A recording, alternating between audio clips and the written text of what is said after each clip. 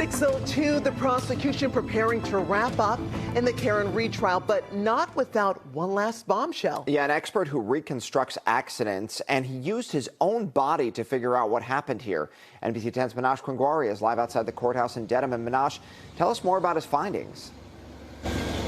Well, the crash expert witness, his name is Judson Welcher, and he worked for the Texas-based company Aperture. He worked with a chip in Karen Read's SUV, John O'Keefe's cell phone data, photos, videos, and police reports to ultimately put together a 141-page PowerPoint presentation summarizing his findings. Could you share with the jury what your opinion is to a reasonable degree of engineering certainty about whether the defendant's Lexus struck Mr. O'Keefe on January 29, 2022, around 12:32 a.m.? Yes, a reasonable degree of scientific certainty, that is what happened. Read faces manslaughter, second-degree murder, and leaving the scene of a crash for allegedly hitting John O'Keefe with her SUV. Welcher didn't just analyze data.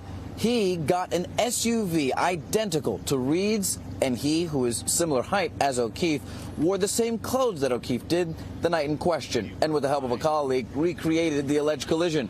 He even put paint on the taillight, demonstrating for the jury how the taillight may have caused the injuries to John O'Keefe's right arm, potentially answering two major questions in this case of how O'Keefe's injuries came to be and how Read's taillight broke. Based on his analysis, Read's SUV was traveling backward at more than 23 miles per hour when she hit O'Keefe. Here's Karen outside of court. He backed up into himself at 2.2 or something miles per hour. So he tried to dress identically to John, but didn't do anything else to mimic what the Commonwealth is accusing me of.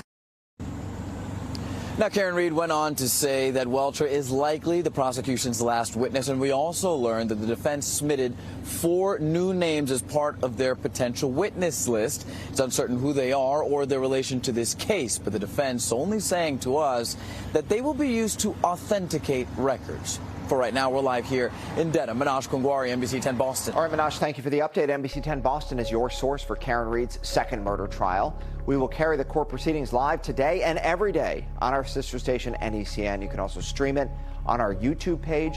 Then later, join us for a recap every single weeknight, 7 o'clock on Canton Confidential.